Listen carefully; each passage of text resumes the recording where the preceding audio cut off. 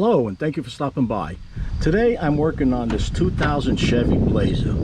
I'm going to show you the tools you need, the procedure, and a couple of tips on how to remove this bad alternator and replace it by installing this new alternator. In this case, this is a rebuilt alternator. So let's get started.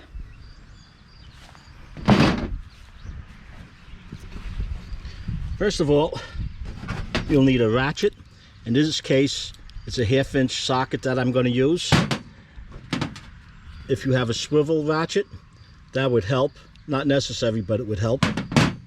You need a small wrench. This is to disconnect the battery. You need another 1/2 inch wrench. You may need this 1/2 inch wrench. Unless you have a tool to remove the serpentine belt, you'll need a pipe to connect to this ratchet to remove the belt. This hammer may be needed. You will need something to pry the old alternator out. An old screwdriver, a pry bar, or a crowbar. And when you're done, if you have a multimeter to check the voltage, that would also help. Let's get to it.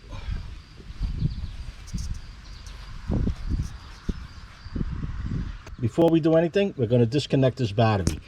You don't want to cause a spark, a short, and possibly burn out your vehicle's computer.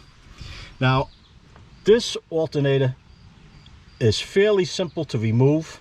It's right on top. This is how all the cars used to be. You were in and you were out. I did a alternator on a Saturn View. If you want to see that one, it's up above. That was a nightmare. I actually had to jack up the engine somewhat to get the alternator out, and even then it was tight. This is a fairly easy repair. If you're handy with tools, you should have no problem with this one at all. And again, depending on the vehicle you have, the location, it all makes a difference. So the first thing is to remove this battery.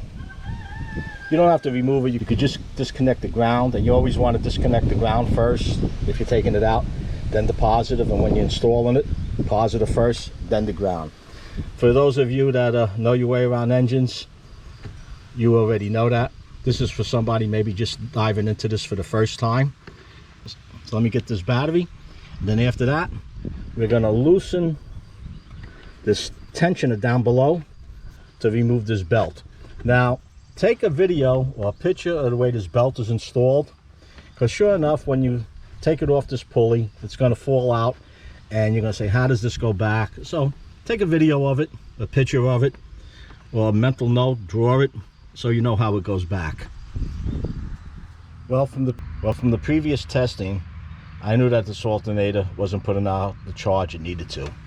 But just on a chance, I'm not an expert on this, I cleaned everything up, gave it another shot. I pulled it out, I cleaned up all the connecting spots where the ground touches. I cleaned up the battery terminals again, I cleaned up the battery, checked the fuses, went through the whole scenario. This has to be changed or repaired.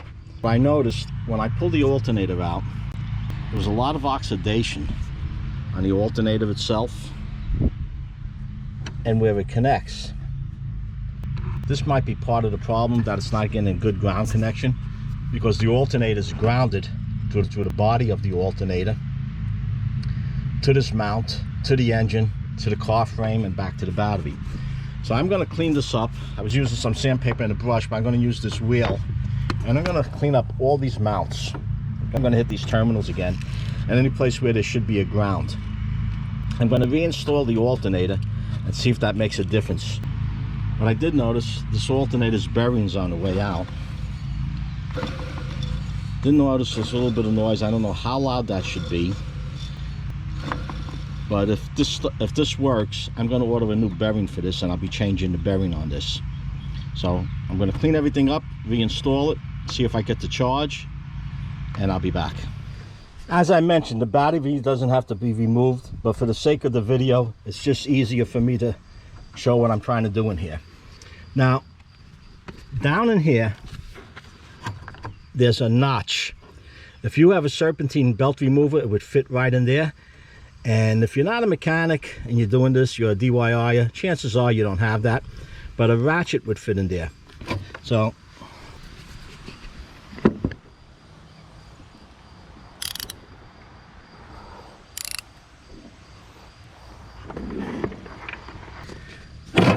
show this the best I can. See how that ratchet gets in there? Make sure it's all the way in. Now I'm going to put that pipe on here that you saw in the tools needed. It just gives it a little extra leverage, and you're going to pull this away just as if you were untightening the bolt. You can see how the belt is loosening up. I need 2 hands to do this. I'll see if I can set the camera up and you can watch, but it may not show up right.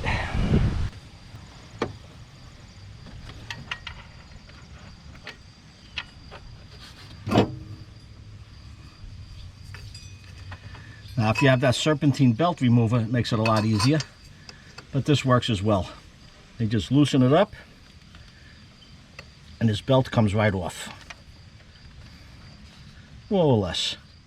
While you have this apart, check your belt, see if there's any cracks in it. It's a good idea to change the belt while you're doing this, but I changed this belt not that long ago, so I'm good with the belt. I'm just going to leave that down there. Next, you have these bolts to take out. There's one down here, there's one that was under the belt, and there's one back here. In this case, a 1/2 inch socket works on these. Once I remove these bolts, I'll show you the next step. Once you have these 3 bolts removed, this alternator will lift out.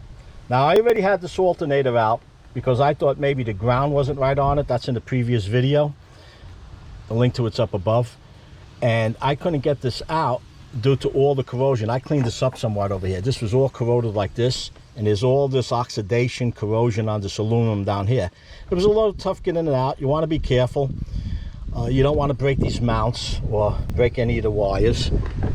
But if yours isn't too bad, it should just come out with a long screwdriver. And if not, what I had to use earlier was this pry bar. I just got it under there, lifted it one way, got on this side, and just eased it out with a lot of time. Okay. Now I'm holding the camera and pulling this at the same time, and see, she's wedged back. See how she's wedged back here now. So we get the screwdriver. That's not long enough. Get this bar and just see how it's easing up. Now it'll come right out.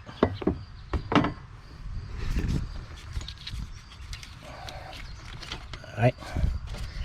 Now I want to just show you something on why you might need a hammer. Well, it might be another way to finesse it other than using a hammer. Let me put this camera down. Inside this mount, you have these tabs. See at the tip of my finger?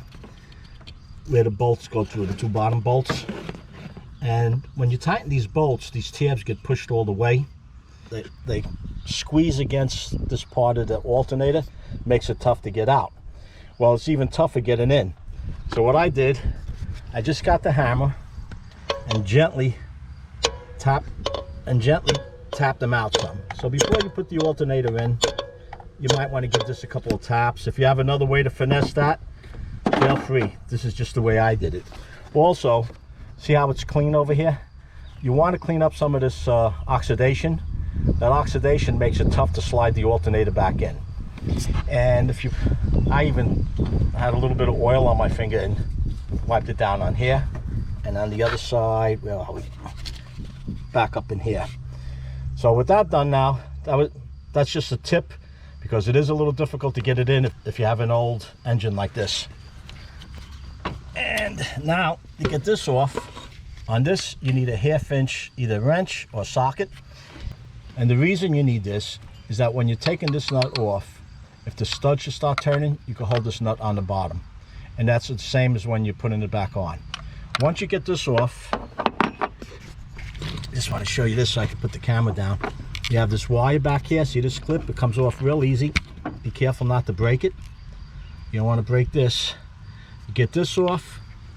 This will come out now, and we'll start putting a new one in. I didn't mention it in the tools you need, but a little sandpaper and a wire brush would be beneficial at this. It would be beneficial. And this is what I'm talking about, where you want to clean up a little bit. And this is the piece that I tapped in with the hammer right here. This one and this one. and that'll make your life a lot easier reinstalling that alternator. So let me disconnect this, and then I'm going to put this alternator in the way I took this one out. Earlier I mentioned I wasn't sure if this was too noisy. When the engine was running, you did hear a high-pitched noise. Listen to this. This is the old one.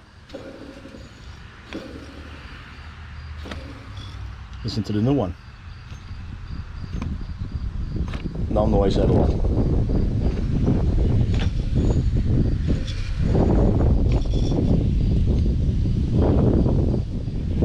Getting this belt on is the hardest part of the whole job.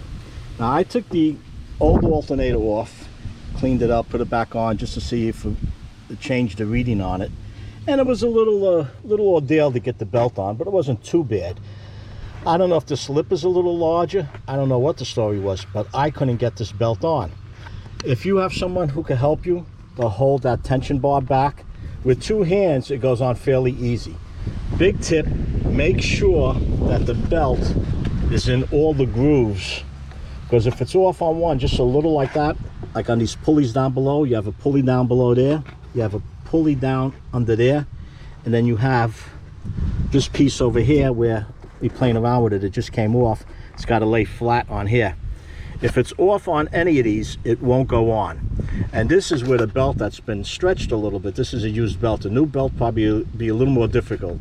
If you don't have any help, I'm not recommending this, but this is what I did. I have one of these ratchet straps, and I just tied a little rope around the wheel, connected it to that, pulled it to where I wanted, tightened it up to hold it for me.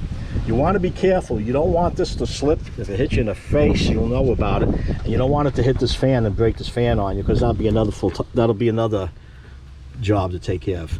So now I'm going to put this back on the way I had it, showing you this. I just knocked it off. And as soon as I'm done with that, I'll reconnect the battery. We'll start it up and see what kind of voltage it puts out.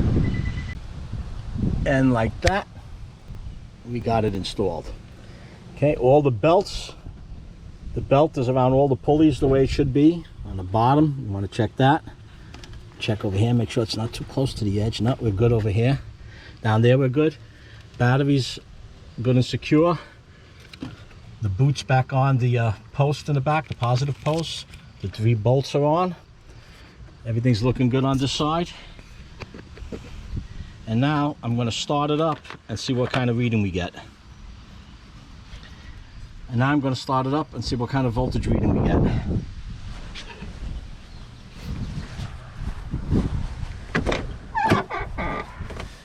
There you go.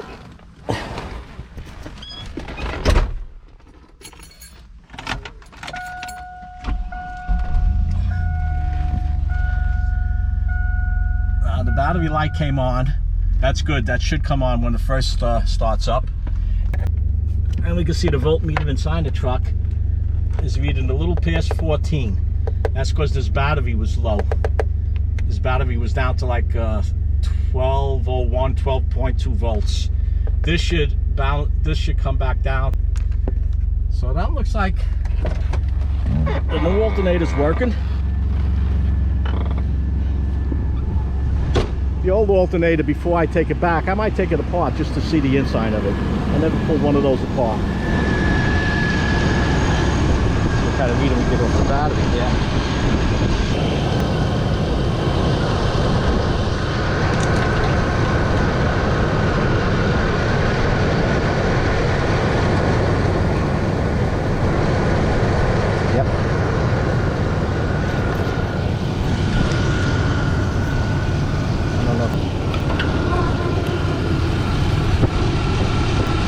That noise again, that doesn't sound good.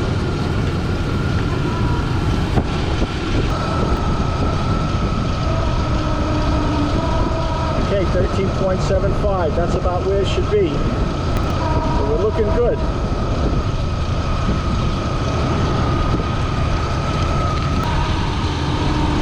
Well, that's a wrap. If you found this video useful or you have any questions, post your comments down below. Give it a like. Share it with someone else who might be able to use it. And if you haven't done so already, hit that Joe Z button to subscribe. And be sure to ring that bell not to miss my new videos as I upload it. Until next time, stay safe.